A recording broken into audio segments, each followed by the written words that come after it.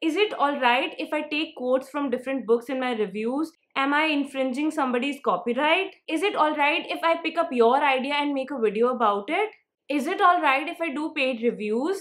A lot of you have asked me these questions, and today I wanted to make a video addressing all of these. Hi guys, I'm Manpreet. I make book related videos on this channel. If you're new here, please make sure you subscribe, follow me on my social media, and turn your notifications on by hitting the bell button to get notified about my future videos, which are all about books. So we will be discussing a bunch of points that I wanted to address in this video, and without further ado, let's get started. Number one thing I want to discuss is about honest reviews.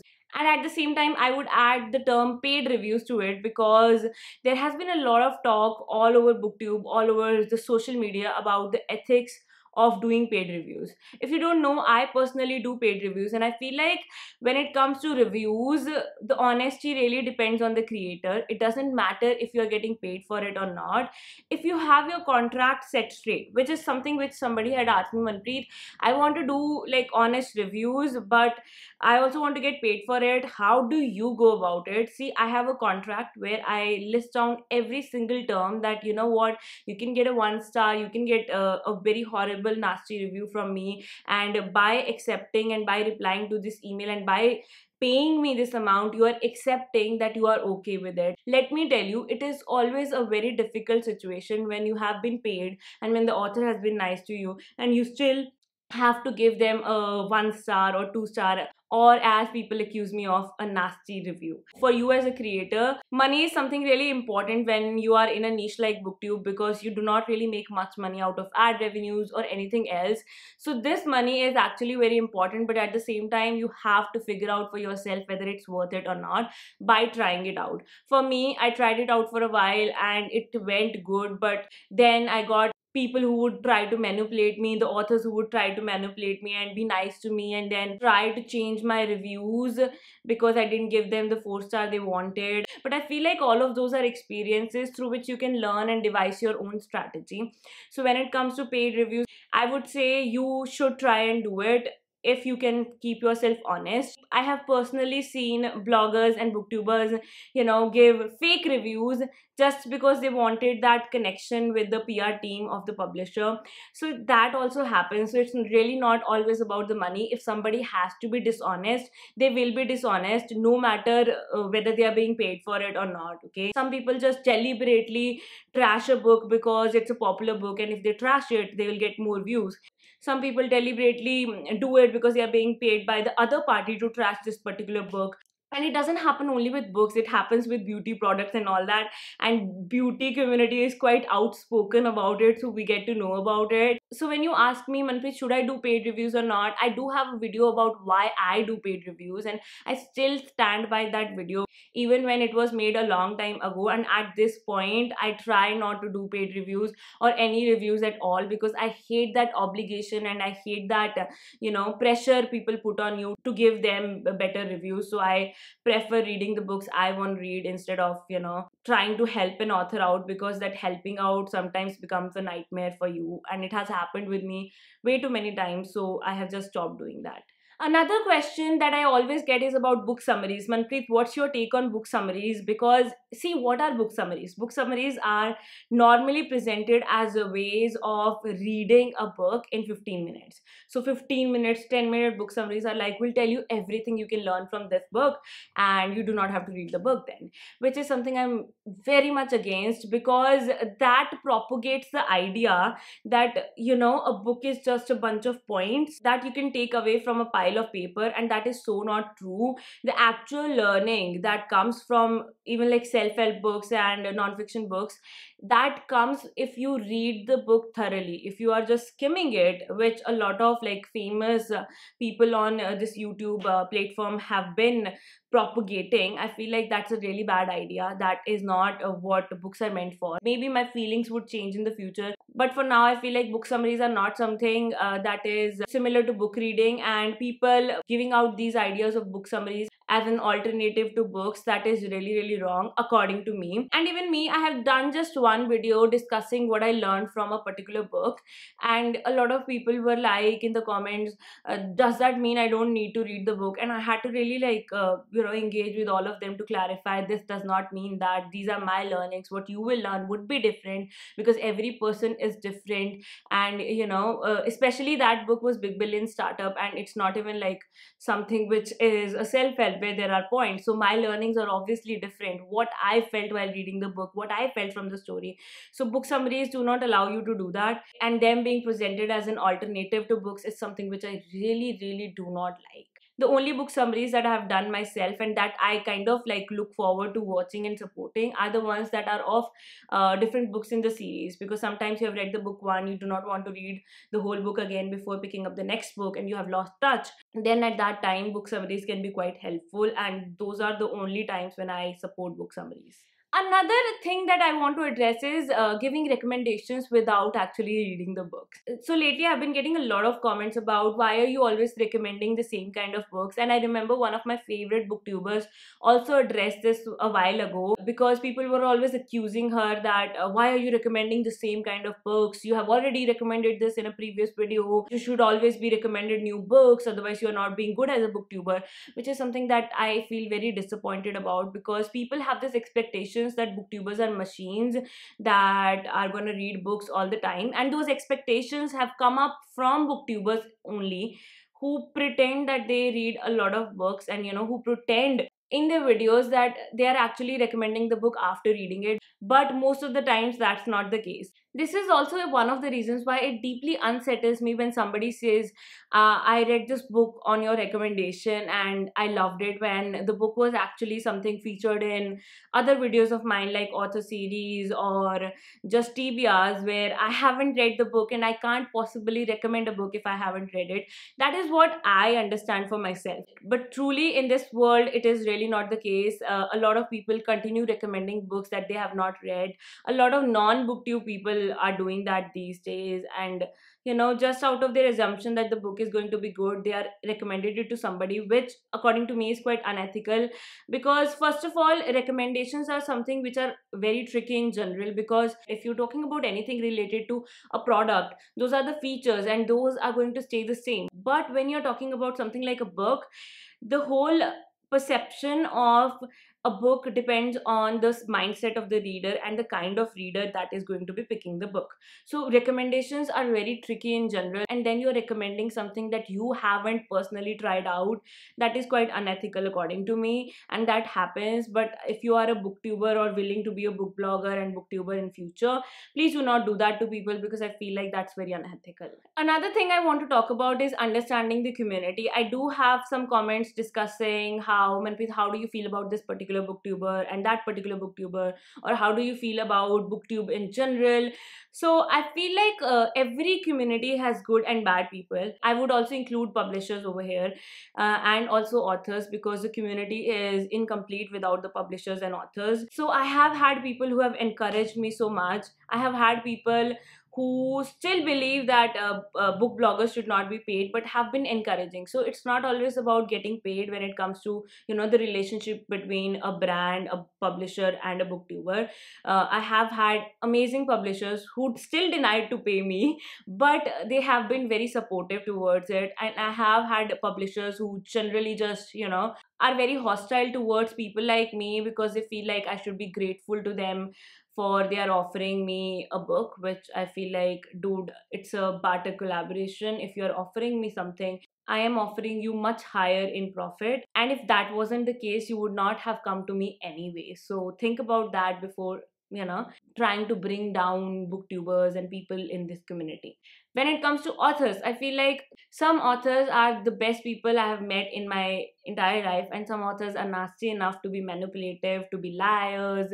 And I have really heard about this from other booktube friends of mine as well. Some have really, really like tormented and haunted and harassed booktubers and book bloggers just because they wanted their 5-star reviews. I try to continue looking at the good and just stay away from the bad, which is why I have like so many like conditions when I try to work with it. And if you're a book blogger, you should also have like a set of conditions based on your experiences.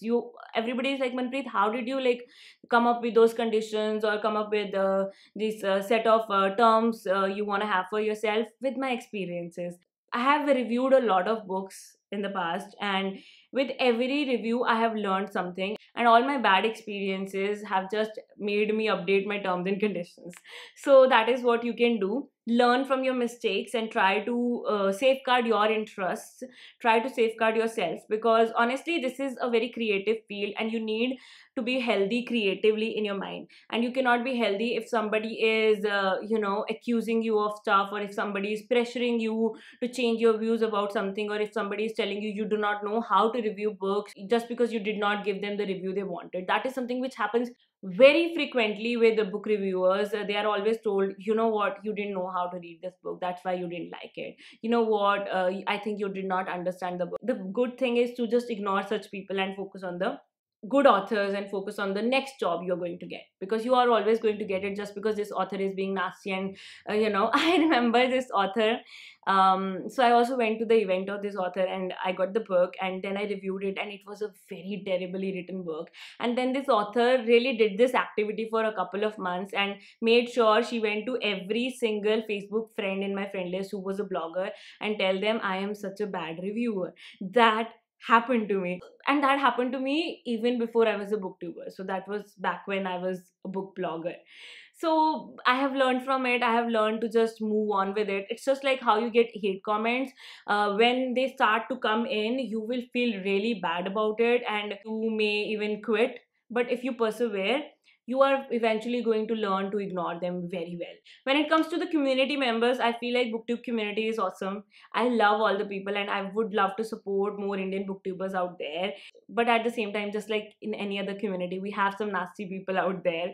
I have been trolled, I have been called names. The funny part is the person who, aggressively called me stuff, this person has this ability of copying every single video audio of mine without ever giving me credit. This person has been doing so for years. So I personally try to ignore all the like that, and I personally like to just stick to what I do. And honestly, this used to bother me a lot in last couple of years, but now I'm just like, I don't care anymore.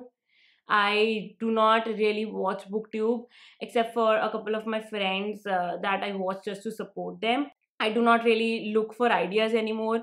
I do not really, work on anything related to the booktube front. The only videos that I currently make are the ones that pop up in my mind somehow, and that is my way of coping up with it. Because I was really disturbed when this particular booktuber, I was really like, I felt we had a connection and I felt we were friends, and then this particular booktuber went on trolling me and posting like, you should just question Manpreet about this.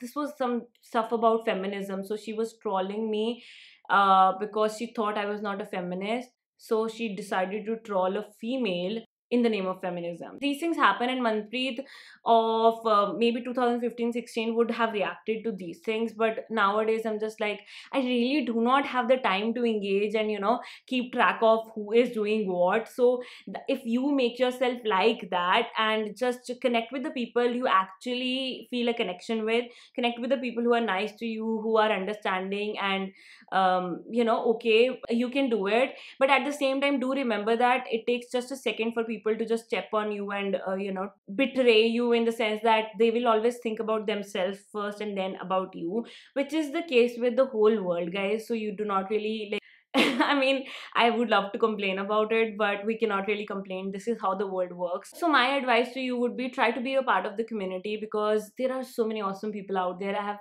met and I follow so many awesome booktubers, book bloggers, and bookstagrammers at this time, and I love all of them. But at the same time, there would be some rotten fruits out there, so you just have to ignore them as much as you can. And trust me, in the beginning, when I was trying to ignore these people, there were always comments: Manpreet, what do you think about this booktuber? Manpreet, what do you think about this person? Manpreet, why are you not collabing with this person? But that went away. And I haven't thought about these people for a while. I had to think about them because I'm making this video, but otherwise, I haven't thought about these people. So, those bad experiences always just wither away, and you are left with only the pleasant experiences over time. So, do keep that in mind whenever you're feeling discouraged about being a part of this community. And another thing that would discourage you as a book blogger would be hate comments. Something that you should keep in mind that every person who might appear as a very strong person on camera might not be as strong as you think. They can be going through something, and your one small comment can really push them towards the darkness. So just as a good human being, try not to troll people. And I feel like there's no solution to hate comments when it comes to being a creator. You always will get hate comments, and I feel on booktube you get a different kind of hate comments. Most of the people get hate comments which are just basic abuses and you look ugly and stuff like that. But on booktube we have the intellectual crowd that would pick apart every single word of yours, and they won't care if you are right or wrong. For example, I was just told in one of my reviews about a book that you just didn't understand the book by this commenter, and this character you talked about, this character was this and this and this. Honestly, that is exactly what I said in the review, that this character is this and this and this. But I don't know what goes on in their heads to just feel so hateful and resentful towards you, to write a nasty comment for you. I personally believe that I have had issues with a lot of people. I could just go and troll back people, but that is not just something I do.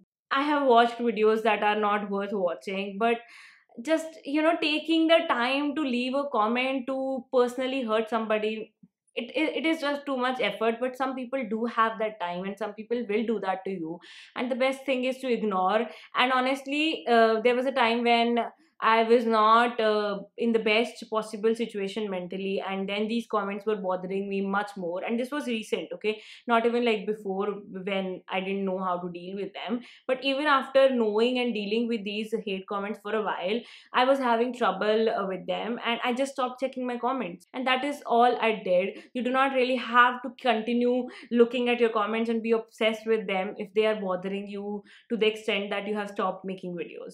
Your priority should be creating content, and engagement is important, and your community is very important to you, because for me they are. For me, each of you is very important, who watches my videos and subscribes and comments.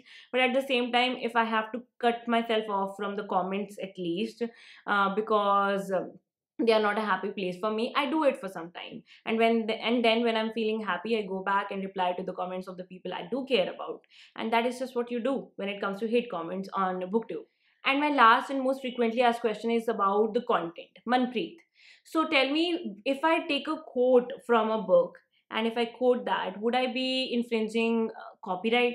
The lines are very blurred here. There is no rule book. Like, a lot of haters would like to tell you that you do not know how to review book or what are your qualifications, but there are no qualifications to become a book reviewer. Your audience would really follow you for being you, and that's just about it. So quoting is something which is considered actually a good part of reviewing books when you think of reviews from New York Times and stuff like that. But I personally have always tried not to take any line from a book, because the thing is, my reviews are quite honest and blunt, and sometimes people don't like it, and in those scenarios they can use those things against you. So I always try to not use any text from the books. I always try to redraft the summaries and the blurbs in my own words and then tell you guys about it. So I never copy that. That is just what I do. Manpreet, can I use your videos as ideas and make videos about them? Honestly, everybody does that. So if for me saying I feel bad about people stealing my videos, I I kind of like have been okay with it. One is stealing an idea. One is actually taking inspiration from an idea. Those are two very different things. So if you watch anybody's video and that video gives you an idea, I always recommend giving them the credit. Now I feel like I'm proud of my booktube community, because whenever we do tag videos, we always try to tag the creator, original creator, which is something very awesome.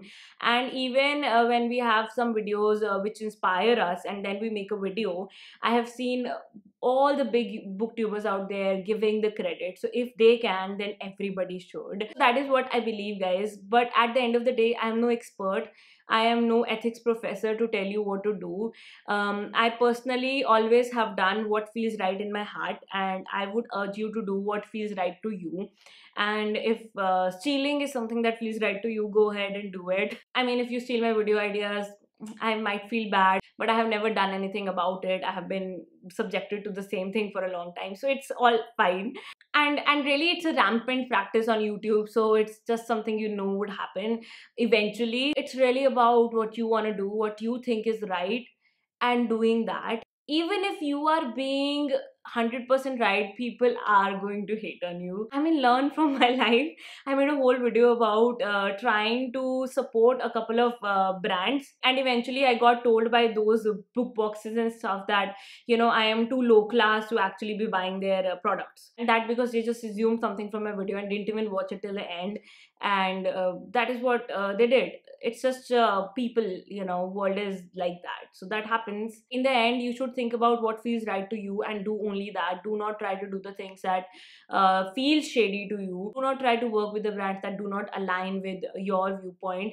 Do not try to misguide your audience, because in the end they will always see through it one day or another, and then you will lose everything you have worked so hard for. So that would be my final message. It was again a rant video. I feel like I have got this renewed interest in the rant videos these days, and I had a bunch of videos requested by you guys which I wanted to make, but then I was like, Manpreet, you gotta make this one.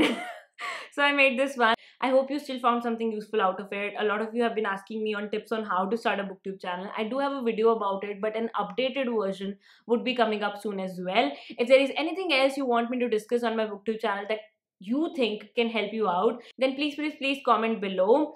And do remember that I did not make this video for anybody other than the people who thought I could help them with this video. So I really hope I did. And yes, thank you so much for watching. This is Manpreet signing off. I'll be back with another video very soon.